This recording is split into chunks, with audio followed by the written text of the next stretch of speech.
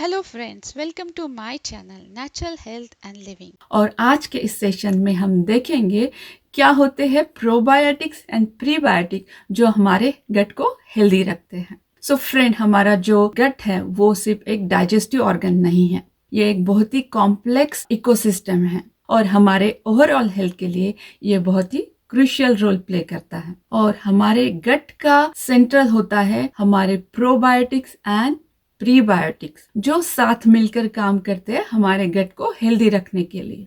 तो क्या होते हैं ये प्रोबायोटिक एंड प्रीबायोटिक और उनके क्या क्या बेनिफिट होते हैं ये देखते हैं आगे। What are probiotics? ये प्रोबायोटिक क्या होते हैं? Probiotic are living microorganism जो हमारे गट में रहते हैं, जिनको हम गुड बैक्टीरिया या फ्रेंडली बैक्टीरिया भी कहते हैं। हम अगर एडिक्वेट क्वांटिटी में प्रोबायोटिक को लेते हैं तो इसका इफेक्ट हमारे हेल्थ पे अच्छा होता है, जिसके हमें बहुत सारे बेनिफिट भी होते हैं। प्रोबायोटिक के जो प्राइमरी बेनिफिट होते हैं वो हमारे गट हेल्थ पे होते हैं, मगर एक्सटेंडेड एरियाज में भी हमारे ओवरऑल हेल्थ पे इसका इफेक्ट होता है। तो प्रोबायोटिक के बेनिफिट, तो सबसे महत्वपूर्ण बेनिफिट होता है ये हमारे डाइजेस्टिव सिस्टम को बहुत ही बैलेंस बनाता है। हम जो प्रोबायोटिक्स खाते हैं वो हमारे जो गट माइक्रोबायोटा होता है उसको बहुत ही बैलेंस करता है, ताकि हम हमारे खाए गए फूड को डाइजेस्ट कर पाए, उसके साथ साथ उसको प्रॉपर तरह से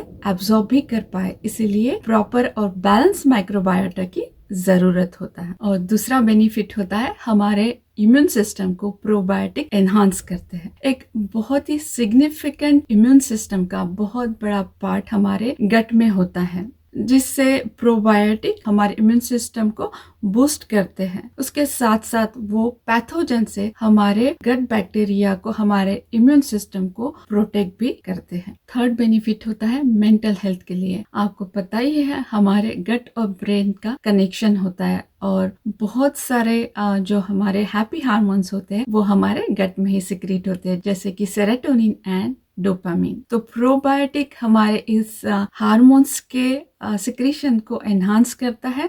उसके साथ साथ जो डिप्रेशन या एंजाइटी के सिम्टम्स होते हैं उनको रिड्यूस करने में भी हेल्प करता है। फोर्थ बेनिफिट होता है एलर्जीज और एक्जिमा, जैसे कि स्किन डिसीज बच्चों में होते हैं या बड़ों में भी है। तो देखा गया है कि जो कुछ प्रोबायोटिक स्ट्रेन होती है वो इस टाइप के डिसीज या एलर्जीज को रिड्यूस करने में हेल्प करती है। तो हम क्या प्रोबायोटिक की तरह यूज कर सकते हैं या हम किस किस प्रोबायोटिक को यूज कर सकते हैं? तो सबसे अच्छा और बढ़िया हमारा जो प्रोबायोटिक होता है कर्ड या दही, जो हम सालों से खा रहे होते हैं। दूसरा होता है बटर मिल्क या केफिर भी उसे बोलते हैं, जो गोट के मिल्क से बना होता है। या फिर कोई फर्मेंटेड पिकल हो, जैसे कि हमारे कल्चर में बहुत बार देखा जाता है कि हम खाना चालू करने से पहले पिकल को सबसे पहले टेस्ट करते हैं। तो वैसे ही हम बहुत ही जो होममेड हो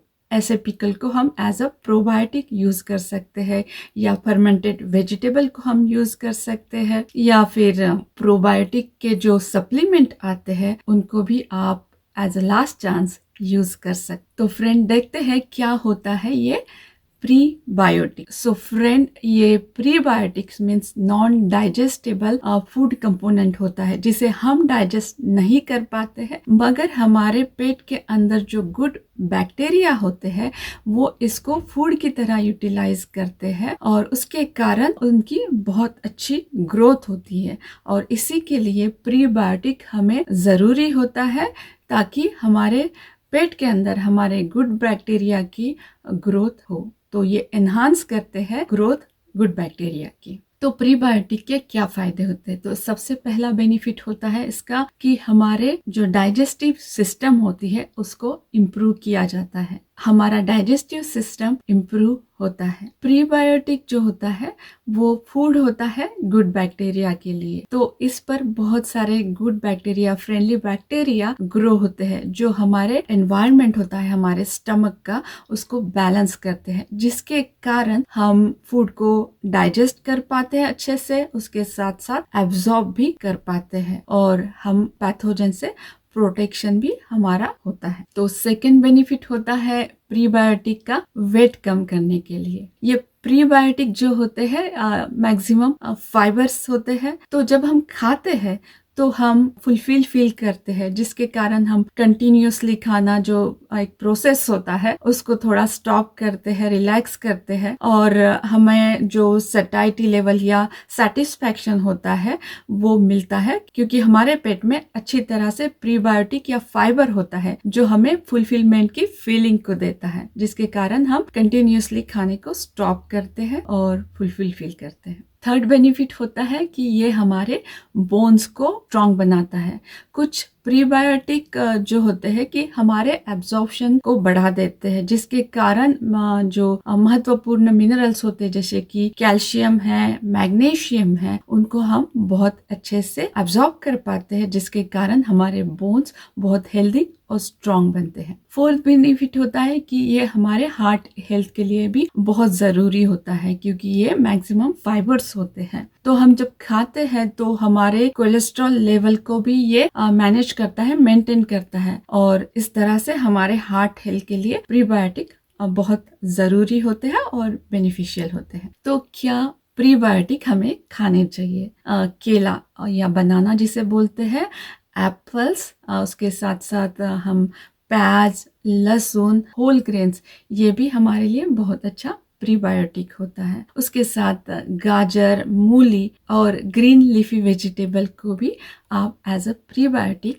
यूज कर सकते हैं। तो आपके खाने में प्रोबायोटिक और प्रीबायोटिक को किस तरह से शामिल करें? प्रोबायोटिक और प्रीबायोटिक के पूरी तरह से लाभ उठाने के लिए आपको इनके जो विविध तरह के प्रोबायोटिक और प्रीबायोटिक होते हैं उनके सोर्सेस को आपके फूड में ऐड करना जरूरी है। उसके लिए मैं आपको कुछ टिप्स देना चाहूंगी। तो सबसे पहला होता है कि हम जब भी ब्रेकफास्ट करते हैं तो हम स्टार्ट करें प्रोबायोटिक से। मीन्स सुबह हम या तो एक कटोरी दही खा सकते हैं या बटर मिल्क को ले सकते हैं। दूसरी टिप है कि आपके जो खाने में आप प्याज, लहसुन, उसके साथ बहुत सारे जो वेजिटेबल्स हमारे तरफ आते हैं, कैरेट है, मूली है या ग्रीन लीफी वेजिटेबल्स है, उनको भी आप ऐड करें। थर्ड टिप्स है कि आप कोई भी रिफाइंड जो ग्रेन आते हैं या पाउडर आता है उनको थोड़ा कम यूज करें या ना यूज करें, बट होल ग्रेन्स को जरूर यूज करें। और दिन में जब भी आप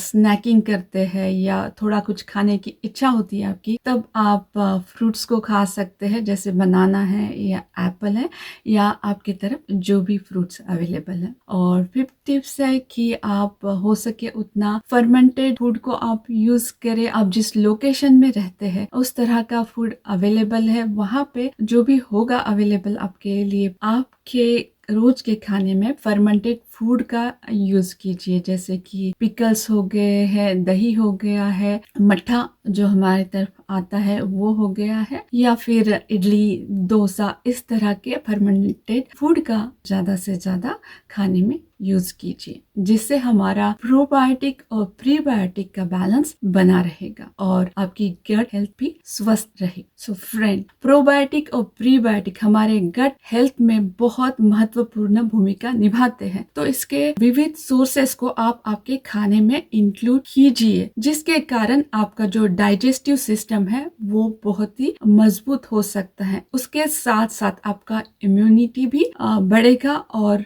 साथ में आपका जो मानसिक स्वास्थ्य है वो भी इम्प्रूव हो सकता है। तो फ्रेंड, याद रखिए कि विविध तत्वों से भरपूर आहार ही हमारे स्वस्थ पेट और स्वस्थ जीवन की कुंजी है। सो फ्रेंड, आज का ये सेशन आपको कैसा लगा प्लीज कमेंट बॉक्स में लिखिए, और फिर मिलते हैं ऐसे ही एक नए वीडियो में। तब तक के लिए take care and bye. Thank you friends.